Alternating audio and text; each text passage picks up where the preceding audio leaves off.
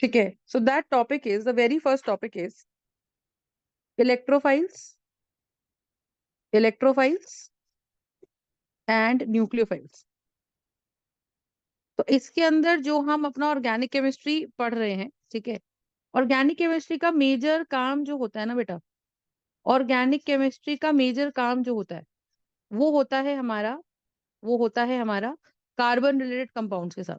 ठीक है, तो जब वो कार्बन रिलेटेड कंपाउंड्स के साथ होता है तो when we are talking about electrophiles and nucleophiles, उसमें सीन क्या है बात को समझो। जैसे कि फॉर एग्जाम्पल मैंने बोला कि यार कार्बन के साथ क्लोरीन जुड़ा हुआ है।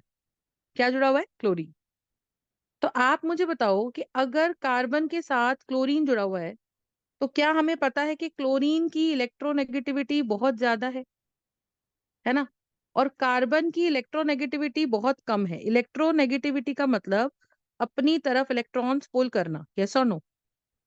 तो इसका मतलब कि कार्बन की इलेक्ट्रोनेगेटिविटी कम है और क्लोरीन की इलेक्ट्रोनेगेटिविटी बहुत ज्यादा है। Which means what? Which means कि मैम जो दो इलेक्ट्रॉन्स यहाँ शेयरिंग में हैं वो क्लोरीन की तरफ रहेंगे, सही है।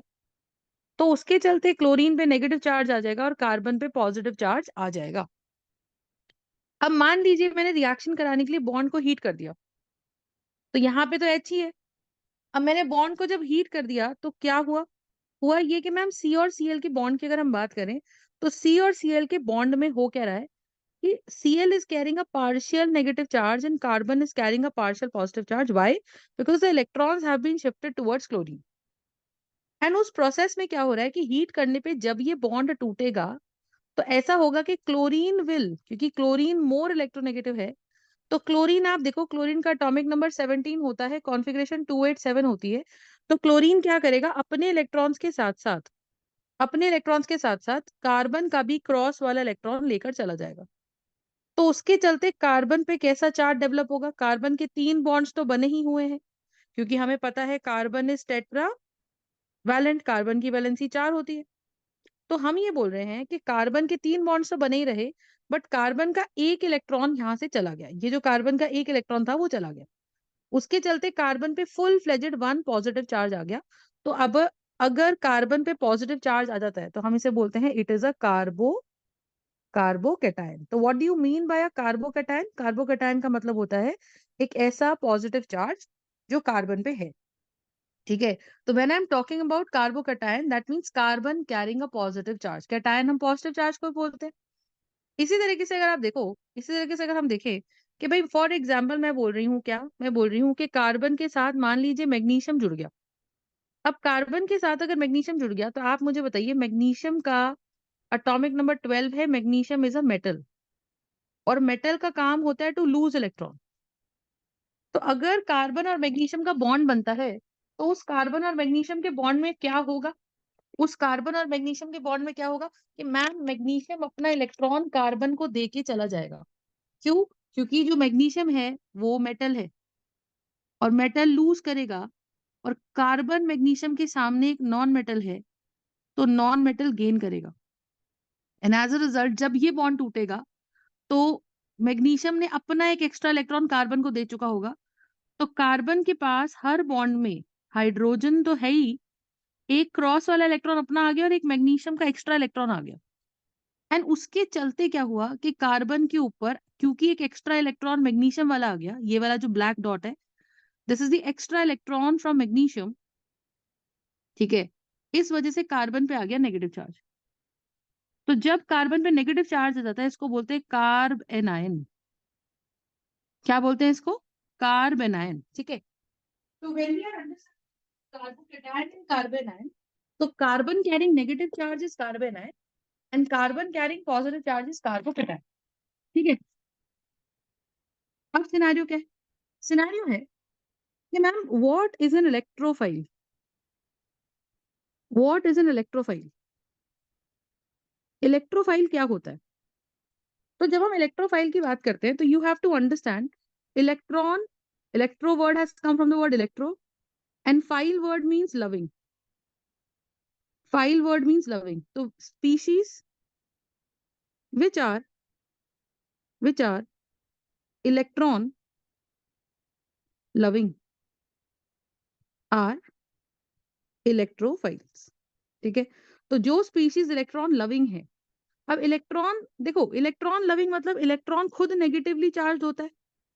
तो अगर इलेक्ट्रॉन खुद नेगेटिवली चार्ज है तो आप मुझे बताओ कि भाई नेगेटिव चीज की तरफ अट्रैक्ट कौन होगा? पॉजिटिव। तो हम ये बोल देते हैं कि इलेक्ट्रोफाइल को मैं शॉर्टकट में लिखती हूँ ई प्लस। ई प्लस का मतलब कि इलेक्ट्रोफाइल खुद कैसा है? Electrophiles are positively charged species. Electrophiles are positively charged species. तो ऐसी स्पीशीज जो खुद पॉजिटिवली चार्ज हैं, उनको हम क्या बोलते हैं? इलेक्ट्रोफाइल। या जिनके पास इलेक्ट्रॉन की कमी है, उनको हम क्या बोलते हैं? इलेक्ट्रोफाइल। ठीक है, अब बात को समझो। इलेक्ट्रोफाइल क्या करेगा? इलेक्ट्रोफाइल इलेक्ट्रॉन को अट्रैक्ट करेगा। ठीक है, अब आप ये बात समझो कि जब भी हम इलेक्ट्रोफाइल की बात करते हैं, दैट इज इलेक्ट्रॉन लविंग, तो यहाँ पे हम क्या बोलेंगे? यहाँ पे हम क्या बोलेंगे? हम ये बोलेंगे कि जब भी हम इलेक्ट्रोफाइल की बात कर रहे हैं, तो मैंने बोला Cl, नाउ Br, मैंने बोला O, मैंने बोला N। O का एटॉमिक नंबर 8 है, कॉन्फ़िगरेशन 2 6 है। तो आइडियली ऑक्सीजन 2 इलेक्ट्रॉन्स गेन करना चाहता है, पर मैंने क्या लिखा? मैंने लिखा O+1। क्लोरीन का एटॉमिक नंबर 17 है और कॉन्फ़िगरेशन 287 है। आइडियली क्लोरीन एक इलेक्ट्रॉन गेन करना चाहता है, पर मैंने लिखा Cl+1। तो बाय नेचर ऑक्सीजन कौन है? नॉन मेटल है। बाय नेचर क्लोरीन कौन है? नॉन मेटल है। बाय नेचर ब्रोमीन कौन है? नॉन मेटल है। ठीक है, ऐसा है। नाइट्रोजन का एटॉमिक नंबर क्या है? नॉन नाइट्रोजन भी नॉन मेटल है। एटॉमिक नंबर नाइट्रोजन का 17 है, 7 है। कॉन्फ़िगरेशन 2 5 है, तो वो 3 इलेक्ट्रॉन्स गेन करना चाहता है। तो nitrogen thereby should acquire -3, but मैंने लिखा N+1। सिमिलरली मैंने Br+1 लिखा। ब्रोमीन की भी कॉन्फ़िगरेशन क्या होती है? 2 8 8 2 8 18 18 7 ऐसा कुछ। तो वो भी एक इलेक्ट्रॉन गेन करना चाहता है। पर आप ये सोचो कि मैंने जबरदस्ती, क्योंकि गेन तो सब करना चाहते हैं, पर मैंने जबरदस्ती उनको O+1 बना दिया। O+1 का मतलब मैंने उनकी कॉन्फ़िगरेशन 2 5 कर दी और हीट दे दे के उसमें से एक इलेक्ट्रॉन निकाल दिया। तो जब हीट दे दे के उसमें से एक इलेक्ट्रॉन निकाल दिया, तुम मुझे बताओ, बेचारा ऑक्सीजन का बचपन का सपना ये था टू गेन इलेक्ट्रॉन, और मैं उसको इलेक्ट्रॉन देने की बजाय और उल्टा उसमें से एक इलेक्ट्रॉन निकाल रही हूँ। तो जब भी उसके सामने कहीं कोई इलेक्ट्रॉन पड़ा मिलेगा, क्या वो O+ उसके इलेक्ट्रॉन पे धक्का मारेगा? क्या वो O+ उसके इलेक्ट्रॉन पे अटैक मारेगा? हाँ या ना? बताओ। Guys, are you understanding? Yes, sir. Right? तो इसका मतलब O+ will attack electron immediately, hence O+ is an electrophile. O+ is an electrophile, क्योंकि बेचारा वो 2 इलेक्ट्रॉन लेके स्टेबल होना चाहता था, और इलेक्ट्रॉन लेने की बजाय उसने क्या किया? उसने उल्टा एक इलेक्ट्रॉन लूज कर दिया O+ की फॉर्म में। जैसे ही मैंने बोला Cl+, अब मुझे बताओ Cl+ का क्या हाल है? Cl+ बेचारा एक इलेक्ट्रॉन लेना चाहता था, पर अब मैंने उसके अंदर 286 की कॉन्फ़िगरेशन कर दी, और मैंने 17 प्रोटॉन्स इक्वल टू 17 इलेक्ट्रॉन्स में से एक इलेक्ट्रॉन निकाल के अब 16 इलेक्ट्रॉन्स ही रह गए। 286, 2 + 8 10 + 6 16। तो मैं ये बोल रही हूँ कि यार सिर्फ जब 16 इलेक्ट्रॉन्स ही रह गए, विच मीन्स कि Cl+ बन गया। और Cl+ बनने का मतलब क्या हुआ? Cl+ बनने का मतलब ये हुआ कि मैम ये भी क्या है मेरा? ये भी मेरा एक इलेक्ट्रोफाइल है। Are you understanding? ऐसे ही मेरे पास क्या बन गया? Br+, ये भी एक इलेक्ट्रोफाइल है। क्यों? क्योंकि इलेक्ट्रॉन देखते ही ये झपट्टा मारेगा। क्यों? क्योंकि हमें इसको एक इलेक्ट्रॉन आइडियली देना चाहिए था, पर इसके नेचर के अगेंस्ट मैंने इससे एक इलेक्ट्रॉन छीन लिया। तो जहां इसको इलेक्ट्रॉन मिलेगा, ये तुरंत उस इलेक्ट्रॉन की तरफ भागा भागा जाएगा और उस इलेक्ट्रॉन को कैप्चर कर लेगा। फंडा समझ में आ गया? ऐसी N+ की बात करो तो यहाँ मेरे पास क्या है? यहाँ मेरे पास एक इलेक्ट्रोफाइल है N+, तो वो भी इलेक्ट्रॉन की तरफ खींचा चला जाएगा। तो यहां से मैं एक सिंपल बात बोलती हूँ कि कोई भी नॉन मेटल की अगर हम बात करें जिस पे पॉजिटिव चार्ज आ चुका है, तो वो नॉन मेटल जिस पे पॉजिटिव चार्ज आ चुका है वो एक अच्छा इलेक्ट्रोफाइल है। तो गोइंग फॉरवर्ड अगर मैं लिख दूं Cl+, Br+, I+, NO2+, यहाँ देखो नाइट्रोजन पे पॉजिटिव चार्ज है, मैं लिख दूं NO+, ये सब क्या है? अच्छे इलेक्ट्रोफाइल हैं। NO2 भी क्या है? एक अच्छा इलेक्ट्रोफाइल है। आयोडीन प्लस, इसको बोलेंगे आयोडोनियम आयन, क्या बोलेंगे? आयोडोनियम आयन। Br प्लस को क्या बोलेंगे? Bromonium ion.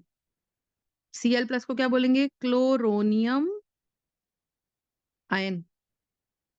NO2 प्लस को क्या बोलेंगे? Nitronium ion. NO प्लस को बोलेंगे नाइट्रोसोनियम आयन। इसको बोलेंगे नाइट्रोनियम आयन। इस तरीके से। तो हमें ये चीज समझ आनी चाहिए कि we have got Cl plus, we have got Br plus, we have got I plus and so on. Concept समझ में आ गया? हाँ या ना? Yes, बताइए। ma'am. राइट। सिमिलरली अगर मैंने बोला तो ये इलेक्ट्रोफाइल्स हैं, और देखिए मैं क्या बोला, और मैंने बोला एक कंपाउंड बोला, जैसे कि वो कंपाउंड मैंने बोल दिया,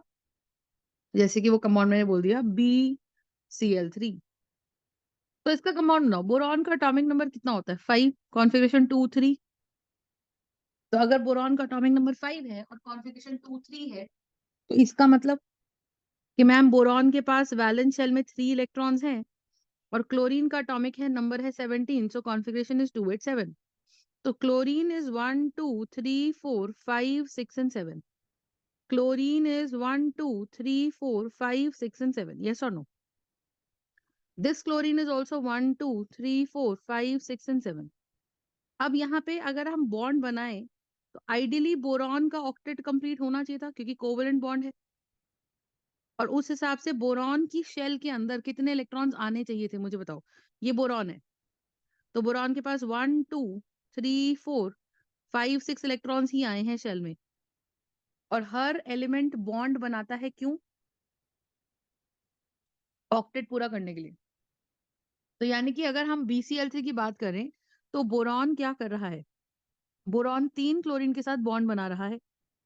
क्योंकि बोरॉन 3 क्लोरीन के साथ बॉन्ड बना रहा है, तो बोरॉन की वैलेंस शेल में सिर्फ कितने इलेक्ट्रॉन्स हैं, मुझे बताइए। बोरॉन की वैलेंस शेल में सिर्फ कितने इलेक्ट्रॉन्स हैं, मुझे बताइए। सिर्फ 3 इलेक्ट्रॉन्स हैं, 6 इलेक्ट्रॉन्स हैं। तो क्या मैं ऐसा बोल दूं कि BCl3 में बोरॉन को needs 2 more extra electrons to complete its octet? बताइए हाँ या ना? क्या यहाँ पे BCl3 needs 2 more extra electrons to complete its octet? बताइए। तो अगर मौका मिलेगा, BCl3 के सामने इलेक्ट्रॉन पड़े हुए हैं, तो क्या इस इलेक्ट्रॉन के ऊपर बोरॉन, BCl3 का बोरॉन जाके अटैक कर सकता है? हाँ या ना? Yes, ma'am. बताइए। Which means B of BCl3 is an electrophile. और अगर एक मॉलिक्यूल में एक छोटा सा एटम भी इलेक्ट्रोफिलिक हो जाता है, एक मॉलिक्यूल में अगर एक छोटा सा एटम भी इलेक्ट्रोफिलिक हो जाता है, तो हम क्या बोलेंगे? एक मॉलिक्यूल में अगर एक छोटा सा एटम भी इलेक्ट्रोफिलिक हो जाता है, तो हम क्या बोलेंगे? हम बोलेंगे कि ये पूरा मॉलिक्यूल ही इलेक्ट्रोफाइल है। तो BCl3 is an electrophilic molecule. क्या मेरी बात समझ आई? Is an electrophilic molecule. Concept समझ में आया क्या? नहीं? ठीक है। So BCl3 by nature is an electrophile. Is this concept clear or not? Yes, ma'am. Clear. Okay. Similarly आप देखिए, अगर मैं बोलती हूँ BF3 या BI3, तो BF3 का स्ट्रक्चर बनाइए जरा। BF3 would be what? Boron का atomic number is, what is the atomic number of boron? Atomic number is 5, configuration is 2 3। तो बोरॉन की वैलेंस शेल में कितने इलेक्ट्रॉन्स हैं? 3। और फ्लोरीन का एटॉमिक नंबर है 7 9, configuration is 2 7। so 1 2 3 4 5 6 7, and fluorine is 1 2 3 4 5 6 7, and this fluorine is 1 2 3 4 5 6 7। तो जब आप इसका इस तरह से बॉन्ड बना रहे हो, जब आप इसका इस तरीके से बॉन्ड बना रहे हो, इस तरीके से बॉन्ड बना रहे हो, और ये बन रहा है, देखिए BF3 के अंदर भी वैलेंस शेल में कितने इलेक्ट्रॉन्स हैं, मुझे बताइए। BF3 के अंदर भी वैलेंस शेल में कितने इलेक्ट्रॉन्स है? 6 इलेक्ट्रॉन्स है। तो इसको भी 2 इलेक्ट्रॉन्स की जरूरत है। तो कहीं पे भी इसको 1 या 2 इलेक्ट्रॉन बोरॉन को दिख गया तो उस पर अटैक मार देगा। यानी कि BF3 सिमिलरली फॉर BI3, क्योंकि BI3 में भी बोरॉन का ऑक्टेट कंप्लीट नहीं है। देखिए 1 2 3 4 5 6। तो boron needs 2 more electrons to complete its octet. तो अपनी ऑक्टेट कंप्लीट करने के लिए उसको 2 और इलेक्ट्रॉन्स की जरूरत है। ठीक है, तो आप इस बात को समझो कि BF3, BCl3, Bi3 ये सब हमारे कौन है, ये सब इलेक्ट्रोफाइल है। सिमिलरली कोई मॉलिक्यूल मैं आपको बताती हूँ, मैंने कहा BeCl2 मॉलिक्यूल, इसी तरीके से मैंने बोला AlCl3 मॉलिक्यूल, AlBr3 मॉलिक्यूल, ऐसा कुछ बोला, या मैंने बोला FeCl3 मॉलिक्यूल या FeBr3 मॉलिक्यूल। तो BeCl2 में आप मुझे बताइए क्या हो रहा है कि बेरिलियम का atomic number is 4, configuration is 2 2। तो ये जब वैलेंस इलेक्ट्रॉन्स बनाएगा 1 2 3 4 5 6 7, और क्लोरीन के साथ 1 2 3 4 5 6 7, तो यहाँ पे बेरिलियम के कोवेलेंट बॉन्ड बनाने के चक्कर में क्या हो रहा है कि मैम बेरिलियम का ऑक्टेट इज इनकम्प्लीट।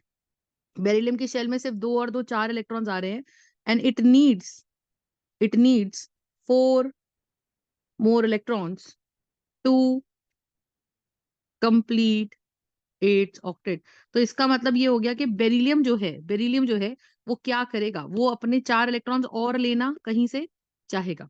तो बेरिलियम जब 4 इलेक्ट्रॉन्स और कहीं से लेना चाहेगा, इसका मतलब क्या होगा, बेरिलियम के साथ बॉन्ड्स बन जाएंगे।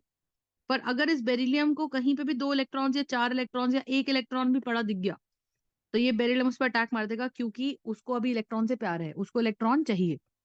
एंड हेंस BeCl2 की अगर हम बात करते हैं, तो BeCl2 is going to do what, tell me. This BeCl2 is going to do what? This BeCl2 is going to be acting as an electrophile. What do you mean by an electrophile? What do you mean by an electrophile? Electrophile is something which has affinity या love towards electron. That is BeCl2. इसी तरह से आप देखो AlCl3 का मैं बात करूं, AlCl3 में भी देखिए ऑक्टेट कंप्लीट नहीं है। देखो एल्यूमिनियम की वैलेंस शेल में एल्यूमिनियम का एटॉमिक नंबर है 13, कॉन्फ़िगरेशन इज 283। तो यहां से क्या हो जाएगा आप मुझे बताइए, एल्यूमिनियम के साथ क्या हो जाएगा, 1 2 और 3 एल्यूमिनियम के क्रॉस वाले रेड इलेक्ट्रॉन्स है। और क्लोरीन के पास कितने इलेक्ट्रॉन्स है मुझे बताइए, 1 2 3 4 5 6 7, 1 2 3 4 5 6 7, 1 2 3 4 5 6 7। तो यहाँ पे हमारे पास क्या सीन रहेगा कि एल्यूमिनियम क्लोराइड के साथ, ये देखो एल्यूमिनियम की ऑक्टेट कंप्लीट नहीं है, एल्यूमिनियम की वैलेंस शेल में फिर से कितने इलेक्ट्रॉन्स हैं, 6 हैं, और उसको needs 2 more electrons to complete its octet। उसको 2 इलेक्ट्रॉन्स की और जरूरत है to complete its octet. Concept समझ में आया कि नहीं आया? So when we are talking about AlCl3, तो उसको अपने 2 इलेक्ट्रॉन्स की जरूरत है to complete its octet. Is this concept clear? Yes, ma'am. अच्छा, similarly we are doing FeCl3, similarly we are doing FeBr3, yes or no? That is the concept. Similarly we are doing AlCl3, इन सभी में octet complete नहीं है, तो these are all very good electrophiles. तो ये first category है। तो अगर आप देखो तो AlCl3 ओवरऑल न्यूट्रल है, FeCl3 ओवरऑल न्यूट्रल है, BCl3 ओवरऑल न्यूट्रल है, BBr3 ओवरऑल न्यूट्रल है, BF3 ओवरऑल न्यूट्रल है, Bi3 ओवरऑल न्यूट्रल है, FeBr3 ओवरऑल न्यूट्रल है। ये सब न्यूट्रल है, बट इनके अंदर एक एक एटम ऐसा पड़ा हुआ है, इनके अंदर एक एक एटम ऐसा पड़ा हुआ है जिसका ऑक्टेट कंप्लीट नहीं है।